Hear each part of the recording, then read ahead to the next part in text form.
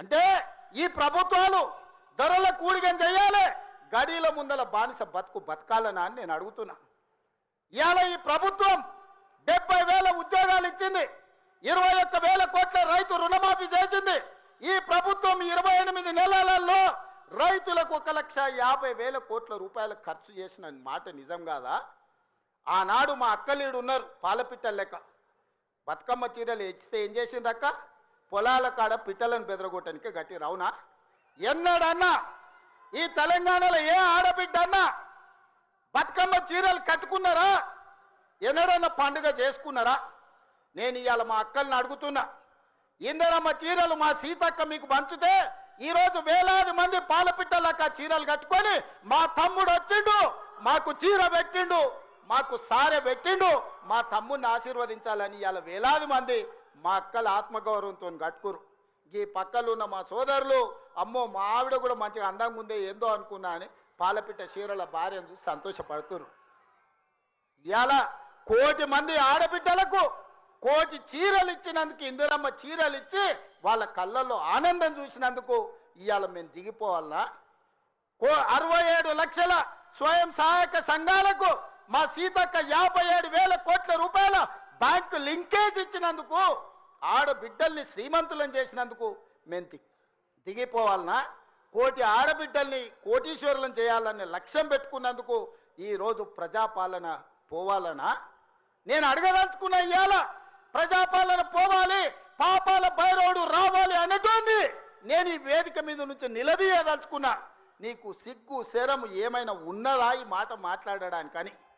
నీకు పదవి రాకపోతే ప్రజాపాలన పోవాలనా? ఇవాళ రైతులను పొట్టన పెట్టుకొని ఈ పాపాల భైరవుడు చేసిన పాపాలు మీకు తెలియదా? ఈరోజు ఎన్ని పథకాలు ఏమేమి ఉన్నాయో నేను చెప్పితే రామాయణం అంతా రాసుకుంటే భారతం అంతా అయితే పథకాల గురించి మీకు అందరికీ తెలుసు. నిరుద్యోగ యువకుల గురించి కానీ, విద్యార్థుల గురించి కానీ, ఉద్యమకారుల గురించి కానీ, మహిళల గురించి కానీ, మైనారిటీల గురించి కానీ, రైతుల గురించి కానీ, ఈరోజు దళితులు, గిరిజనులు, ఆదివాసుల గురించి కానీ ప్రభుత్వం అమలు చేస్తున్న పథకాలు మీకు తెలియదా? అంతెందుకు ఈ ప్రాంతంలో ఉండే సమ్మక్క సారలమ్మ జాతరకు ఎన్నడన్నా సమ్మక్క సారలమ్మ దర్శించుకోవడానికి ఎన్నడన్నా కేసీఆర్ వచ్చినాడే? 2 ఏళ్లలో 100 కోట్లు పెట్టి సమ్మక్క సారలమ్మ మందిరాన్ని ప్రపంచానికి ఆదర్శంగా నిర్మించినందుకు మేము దిగిపోవాలనా? పేదల దైవాన్ని గౌరవించినందుకు మేము దిగిపోవాలనా? వేములవాడ రాజన్నకు నా లగ్గం ఈయనే అయింది, నా లగ్గం అయినందుకన్నా 100 కోట్లు ఇస్తా అన్నాడు. ఒక్క బుడ్డ రూపాయి కూడా ఇవ్వకపోతే మా ఆది శ్రీనివాస్ వస్తే 127 కోట్లు ఇచ్చి ఈరోజు వేములవాడ రాజన్న మందిరాన్ని నిర్మిస్తున్నాం. అందుకోసం ప్రజాపాలన పోవాలనా? బాసర సరస్వతి విజ్ఞాన జ్యోతి బాసర సరస్వతిని 100 కోట్ల రూపాయలతో బాగు చేస్తున్నందుకు ప్రజాపాలన దిగిపోవాలనా? ఇవాళ చిన్న కాళేశ్వరంలో కాళేశ్వరం ముక్తేశ్వర మందిరాన్ని ప్రారంభించుకుంటున్నందుకు ఈ ప్రభుత్వం దిగిపోవాలనా? సరస్వతి పుష్కరాలను నిర్వహించుకున్నందుకు పోవాలనా? భద్రాచలంలో రాములవారి గుడిని నిర్మించుకుంటున్నందుకు ఈరోజు ప్రజాపాలన దిగిపోవాలనా? బాసర నుంచి భద్రాచలం వరకు గోదావరి పుష్కరాలను గొప్పగా నిర్మించుకోవాలి, గొప్పగా జరుపుకోవాలి, దేశంలో ఉండే భక్తులందరూ రావాలని ఏర్పాట్లు చేసుకున్నందుకు ఈరోజు ప్రజాపాలన పోవాలనా? దేనికి పోవాలని నేను అడుగుతున్నా. ఏమొచ్చింది, ఏమయ్యింది? మేడిపల్లి సత్యం, కవంపల్లి సత్యనారాయణ, ఆది శ్రీనివాస్, రాజ్ ఠాకూర్, అదేవిధంగా విజయరమణారావు, అడ్లూరి లక్ష్మణ్, పొన్నం ప్రభాకర్, శ్రీధర్ అయితే ఎన్నోసార్లు గెలిచిండ్రు. వీళ్ళందరూ మొదటిసారి ఎమ్మెల్యేలు గెలిస్తే ఇంత పొడుగు అంత పొడుగు అంటివి, లావుమని అడగడు లడాయిపోతే వెనకాల 3 నూకుడు మనగాళ్ళు అంటివి. వాళ్ళతో పాటు నీకు టికెట్ ఇస్తమే, సొమ్ములు ఇస్తమే. నీ నెత్తి మీద దరిద్రం ఉండి నీ బుద్ధి సక్కాలేక జగిత్యాల ప్రజలు బండకేసి కొడితే అది మా తప్ప? ఎమ్మెల్యేలకు బండకేసి కొడితే ఎంబడే ఎంపీ టికెట్ ఇస్తే బొంద పెట్టిరు వాళ్ళు, అది మా తప్ప? పార్టీ తప్ప? ఏం తక్కువ చేసింది నీకు పార్టీ? ఒక్క ఏడాది నిన్ను నమ్ముకున్న కార్యకర్తల కోసం ఓపిక పట్టవా? అలాంటి నువ్వు దుర్మార్గుడు శత్రు సంకలు చేరి వాళ్ళ సంక నాక్కుంటూ ఇవాళ ప్రజాపాలన పోవాలి అని అంటవా నువ్వు? ఇదా నీ బుద్ధి, నీ నీతి? నేను ఇవాళ ఈ వేదిక మీద నుంచి పాపాల భైరవుడు ఎందుకు రావాలన్నా నేను అడగదలుచుకున్నా. నేరెళ్ళ దళితులను ఇసుక లారీల కింద తొక్కించినందుకు పాపాల భైరవుడు రావాలా? ఖమ్మం జిల్లాలో గిట్టుబాటు ధర అడిగిన గిరిజన బిడ్డలకు బేడీలు వేసి నడి బజార్లో నడిపించినందుకు పాపాల భైరవుడు అధికారంలోకి రావాలనా? గ్రూప్ 1 పరీక్షలలో పరీక్షా పత్రాలను జిరాక్స్ సెంటర్లలో పల్లి బఠానీలలా కమ్మి లక్షలాది మంది నిరుద్యోగ యువకుల ఉసురు కొట్టుకున్నందుకు పాపాల భైరవుడు రావాలనా? పండించిన పంట కొనుగోలు చేయక ఒరేసుకుంటే ఉరేసుకున్నట్టే అన్న పాపాల భైరవుడు ఇవాళ రావాలనా? దేనికోసం పాపాల భైరవుడు రావాలని నేను అడుగుతున్నా. 1,00,000 కోట్లు, 1,00,000 అంటే 1,00,000. ఈ రోజే కాళేశ్వరం మొత్తం చూసి వచ్చిన కడుపు మండుతుంది. నిజంగానే ఈ చట్టాలు ఇవి లేకపోతే ఆటవిక రాజ్యమే అయితే అడవిలో చెట్టుకు ఊరేసిన తప్పు లేదు. 1,00,000 కోట్ల రూపాయలు గోదావరిలో మంట కలిపినందుకు. Ayurveda recognized male rejuvenation pathways thousands of years ago, now refined with clinically studied botanicals supporting fertility at the cellular level. Ashwagandha, Shilajit, date palm pollen, and Safed Musli help boost testosterone, protect sperm DNA, and optimize morphology. Tribulus stimulates testosterone production, while fenugreek aids in hormonal health. This is Relief Cradle Bliss for Men, an Ayurvedic formulation that restores virility at the molecular level. When fertility struggles weigh on your confidence, partnership, and dreams of fatherhood, don't settle, restore vitality. Live life fullest with relief. పేరు మారుస్తవి, ఊరు మారుస్తవి, అంచనాలు మారుతవి, 1,00,000 కోట్లు దిగమింగుతవి. కాళేశ్వరం అని కడితే 3 ఏళ్లలోనే కూలేశ్వరం అయిపోయింది. దీనికి చెట్టుకు ఉరేసిన పాపం లేని తప్పులు చేస్తే అయినా ప్రజాస్వామ్యాన్ని నమ్మే మేము ఈరోజు సిబిఐ విచారణకి ఇచ్చినాం తప్ప చెట్టు గట్టేసి కుట్టలేదు. అదే నిజాం సర్కార్ అయితే ఇట్లా తప్పు చేసిన వాళ్ళు ఊర్లో కోదండం వేసి లాగులో తొండలు ఇడిచి తిరిగింది కళ్ళగొట్టేటోళ్ళు ఇట్లాంటి తప్పులు చేసిన వాళ్ళు. కానీ కాంగ్రెస్ పార్టీ కార్యకర్తల ప్రభుత్వం మంచిది కాబట్టే ఈరోజు ఇవన్నీ చేయలేదు. ఇవి చేసినందుకు పాపాల భైరవుడు రావాలనా? దేనికోసం రావాలి?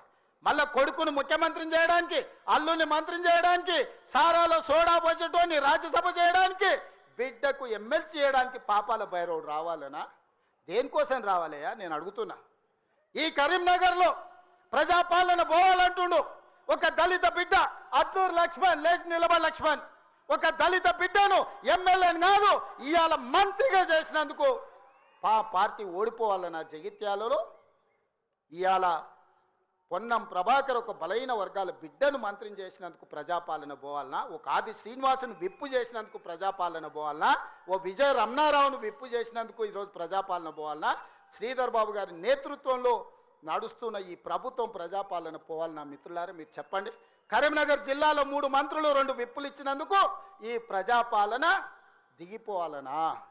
నీ ఒక్కనికి పదవి ఇవ్వకపోతే ఒక దళిత బిడ్డ అడ్లూరి లక్ష్మణ్ మంత్రి చేస్తే నువ్వు చూసి ఓర్వలేను అని నువ్వు అసలు మనిషివేనా? గింత అసూయ, గింత ద్వేషం ఎవరికైనా ఉంటుందా కడుపులా? ఇంతకాలం ముసుగు తొడుకొని బతికిండు, ఈ నాళ్ళకు ఆ ముసుగు తొలగిపోయింది. కడుపు నిండా విషమే. విషమున్నోడు ఇవాళ కడుపులో కత్తులు పెట్టుకొని కౌగిలించుకుంటారు.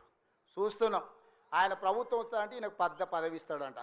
నీకున్న ప్రతిపక్ష హోదా ఊడగొట్టకపోతే నా పేరు మార్చుకుంటా బిడ్డ కేసీఆర్. 2023లో నిన్ను ఓడగొట్టిన, 2024లో నీకు గుండు సున్నా ఇచ్చిన, సర్పంచ్ ఎలక్షన్లో పాతరేసిన, మున్సిపల్ ఎన్నికల్లో ఉప్పు పాతరేసిన, జూబ్లీ హిల్స్ కంటోన్మెంట్లో నీకు గోరి కట్టిన, వచ్చేసారి ఆ గోరి మీద మా కాంగ్రెస్ పార్టీ కార్యకర్తలు జెండా ఎగరేస్తారు. ఇదే నా సవాల్ కాంగ్రెస్ పార్టీ కార్యకర్తల తరఫున. చూసుకుందాం కేసీఆర్, నువ్వు నేను వచ్చే ఎన్నికల్లో నువ్వా నేనా? ప్రజాపాలన పాపాల భైరవుడా? మా కాంగ్రెస్ పార్టీ కార్యకర్తల లక్షలాది మంది 10 ఏళ్ళు కేసులు కట్టుకొని జైలుకు పోయి ప్రాణాలు వదిలి ఊపిరి బిగబట్టి జెండా మోసి అధికారంలోకి వస్తే పాపాల భైరవుడు రావాలి, ప్రజాపాలన పోవాలి అని మాట్లాడడానికి నీకు సిగ్గెట్లొచ్చిందని నేను అడుగుతున్నా మనిషిని. అందుకే మిత్రులారా, ఈ ఆలోచన నుంచి నా మాటగా తీసుకోండి. ఎన్నికలు ఎన్నడొచ్చినా ఎప్పుడొచ్చినా ఒక్క మాట రాసి పెట్టుకోండి, చరిత్రలో కేసీఆర్ గారు జగిత్యాలలో నిన్ను పాతరేసి 100 మీటర్ల లోతు గోతి తీసి పాతి పెట్టే కార్యక్రమం మా కాంగ్రెస్ పార్టీ జగిత్యాల కార్యకర్తలు తీసుకుంటారు. ఈ తెలంగాణ రాష్ట్రంలో ఈ ప్రాంతంలో ఒక చరిత్ర ఉన్నది. 94 నుంచి 2004 వరకు 2 సార్లు తెలుగుదేశం అధికారంలో ఉన్నది. 2004 నుంచి 2014 వరకు 2 సార్లు వైఎస్ఆర్ నాయకత్వంలో అధికారంలో ఉన్నది. 2014 నుంచి 2024 వరకు 2 సార్లు కేసీఆర్ నాయకత్వంలో ప్రభుత్వం ఉన్నది. 2024 నుంచి 2034 వరకు నేను మా మిత్రుడు మహేష్ గౌడ్ గారి నాయకత్వంలో ప్రజాపాలన ఉంటుంది. ఆనాడు వైఎస్ఆర్ డిఎస్ ఏ విధంగా అయితే 2 సార్లు పార్టీని అధికారంలోకి తెచ్చిండ్రో మళ్ళీ ఈరోజు చెప్తున్నా, అదే వైఎస్ఆర్ డిఎస్ నాయకత్వంలో ఎట్లయితే అధికారంలోకి వచ్చినామో ఈనాడు నేను మా మిత్రుడు మహేష్ గౌడ్ 2వ సార్లు అధికారంలోకి తీసుకొస్తాము, ప్రజాపాలనను ప్రజలకు అందిస్తామని చెప్పి నేను ఈ వేదిక మీద నుంచి చెప్పదలుచుకున్నా. చరిత్ర పునరావృతం చేసే బాధ్యత మాది, చరిత్రను నిర్మించే బాధ్యత నాది, చరిత్రలో సువర్ణ అక్షరాలతో లిఖించే విధంగా ప్రజాపాలన అందించే బాధ్యత మాది. ప్రభుత్వ ఉద్యోగాలు ప్రైవేటు ఉద్యోగాలే కాదు, హైదరాబాదు నగరాన్ని మహానగరంగా నిర్మించుకునే బాధ్యత మాది. కూలిపోయిన కూలేశ్వరాన్ని చక్కగా చేసుకొని మళ్ళీ నీళ్ళు అందించుకునే బాధ్యత మనది. Honor Signatus, the biggest gated community in the heart of the city. Spacious 3, 3.5 and 4 BHK apartments at Kukatpalli, High Tech City. For more details, search for Honor Signatus.